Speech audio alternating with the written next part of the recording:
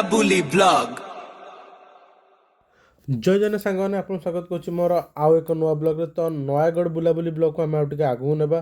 तो माँ रामचंडी पीठ बुली सारापर आम आसलु नयागढ़ रणपुर थी माँ मणिनाग मंदिर बा माँ मणिनागेश्वरी मंदिर को देखो मणिनाग मंदिर बा मणिनागेश्वर मंदिर जीवार रास्ता केते सुंदर होइछि।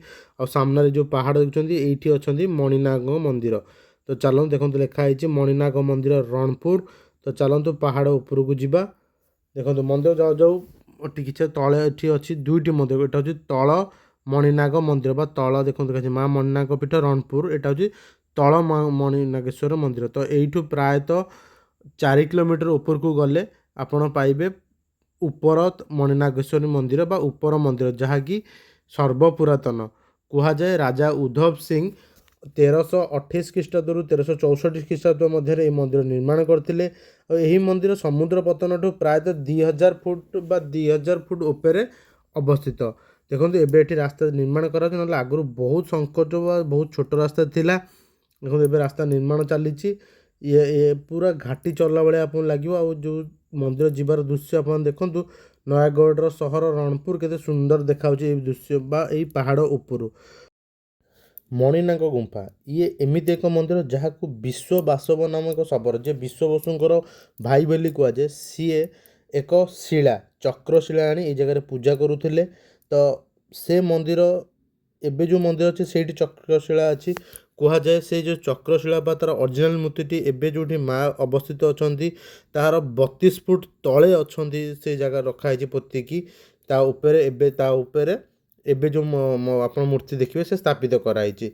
आउ एक लोक कथा अच्छी ये आप मूर्ति आपको देखे मुझे आगू देखिए माँ को मुहटी बंका अच्छी कह जाए ये आगुरी बहुत सारा नरबली दिया 1934 मसीहा पर यही जगह नरबली बंद करा कह जाए माँ को मुह कौन बाँ पट बुलिकी अच्छी से एते नरबली दौले एते नरबली माँ खाऊले सेटाकर पूजक जो से जिनस देखिले से माँ को किसी कथा कहले। तो सेबे ठारू माँ बाम को बुलिकी अच्छी किसी कथा कहले ना एक चापड़ा मारी सेबेठू माँ को मुह बंका अच्छी बोली कह जाए ये जगह ये जो मणिनाग गुंफा जहाँकि अच्छे आम नयागढ़ रणपुर रे।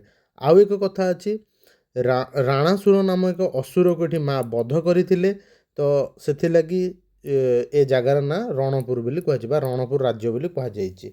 तो चलतु ऊपर जा माँ को दर्शन करिबा आपण माने जो मुझे आसी पहुँच जाइए ओडिशा प्रसिद्ध रणपुर थिबा माँ मणिनागेश्वरी पीठरे कि ऊपर मणिनागेश्वर जहाँकि पहाड़ उपर आम देखिले घाटी रास्तार केमती चढ़ी बाइक रे आसिलु। तो तापर भी आम सीढ़ी चढ़ू देखते माँ को मंदिर।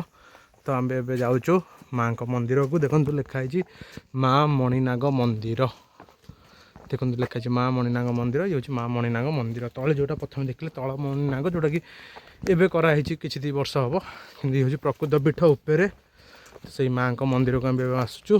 चलू जा माँ को दर्शन करिया। जय माँ मणिनागेश्वरी। देखु माँ मणिनागेश्वरी मंदिर भीतर देखो माँ को आपण ये जो मूर्ति देखुंत ये यही मूर्तिर तले यार 32 फुट तले से जो चक्रशिला जहाँ को विश्वबसु आनी पूजा करुले विश्वबासव नामक शबर। तो से यही आर 32 फुट तले पोता है। देखो मझे जो माँ को मुँह अच्छे मुझे स्टोरी कहूँ माँ चापटा खाइला पर माँ को मुँह बंकई देखो सामने जो मूर्ति देखुं तो माँ को मुँहटी बंकी जाइए देखो आप भल से देखो मार्क करूँ माँ को मुँहटी बाम को बंकी देखुं ये हूँ से माँ को मंदिर बा माँ मणिनाग मंदिर बा मणिनाग दुर्गा बोली कह जाए माँ को। जय माँ मणिनाग।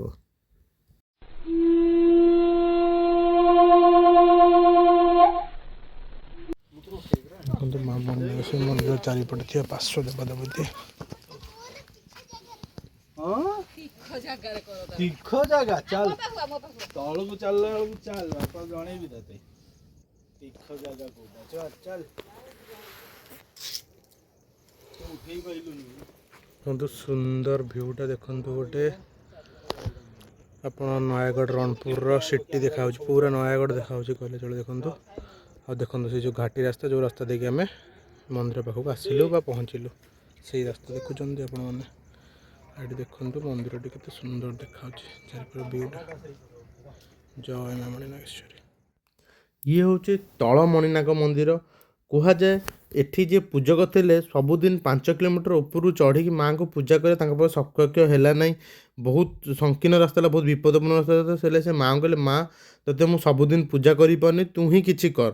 ତ ମା କ'ଣ କରିଥିଲେ, ସେ ଉପରେ ଯେଉଁ ମଣିନାଗ ମନ୍ଦିର ଆପଣ ଦେଖିଲେ ସେଇଠି ଏକ ସୁନା କଳସ ତଳକୁ ଗଡ଼େଇ ଦେଇଥିଲେ। ସେ ସୁନା କଳସ ଆସି ଏଇ ଜାଗାରେ ପହଞ୍ଚିଥିଲା ବା ଏଇ ଜାଗାରେ ପଡ଼ିଥିଲା। ତ ଏଇଠି ହିଁ ସେ ମନ୍ଦିର ନିର୍ମାଣ କରାଯାଇଥିଲା। ଇଏ ଆଗରୁ ବହୁତ ପୁରୁଣା ଟାଇପ୍ର ମନ୍ଦିର ଥିଲା। ଏଇ 2-3 ବର୍ଷ ହେବ ଏ ମନ୍ଦିରକୁ ରେନୋଭେଟ୍ କରାହେଇଛି ବା ନୂତନତଃ ଭାବେ ପୁଣି ଗଠନ କରାଯାଇଛି। ଚାଲନ୍ତୁ ମାଆଙ୍କୁ ଦର୍ଶନ କରିବା। ମା ମଣିନାଗ ମନ୍ଦିର ଉପରେ ତ ଆପଣ ଦେଖିଲେ, ଏ ଯେଉଁ ତଳ ମଣିନାଗ ମନ୍ଦିର ଦେଖନ୍ତୁ, ଇଏ ତାଙ୍କ ଆସ୍ଥାନ। ଏ ଯାଏଁ ମା ଏଠି ମନ୍ଦିର ଭିତରେ ପ୍ରତିଷ୍ଠା ହୋଇନାହାନ୍ତି, ସାଇଡ଼୍ରେ ବି ପୂଜା ହେଉଛନ୍ତି। ଏଇ ଜାଗାକୁ ମା ନିଶ୍ଚୟ ଆସିବେ ଆଉ ଏଠି ମନ୍ଦିର ସମ୍ପୂର୍ଣ୍ଣ ରୂପେ ପୂଜା ପାଇବେ। ଦେଖନ୍ତୁ ଏଠି ମାଆଙ୍କୁ ଦେଖନ୍ତୁ, ମୁଁ ଆପଣମାନଙ୍କୁ ମାଆଙ୍କୁ ଦେଖାଉଛି। ଜୟ ମା ମଣିନାଗେଶ୍ୱରୀ କୁହନ୍ତୁ। ଦେଖନ୍ତୁ ଜୟ ମା ମଣିନାଗ ବା ତଳ ମଣିନାଗ। ଏଇ ଜାଗାରେ ସେ ସୁନାର ଯେଉଁଟା ଆମର କହନ୍ତି ଗରା, ସେଇଟା ହିଁ ପଡ଼ିଥିଲା ଆଉ ଏଇଠି ହିଁ ମା ଏଠି ସ୍ଥାପିତ ବା ପୂଜା ପାଉଛନ୍ତି।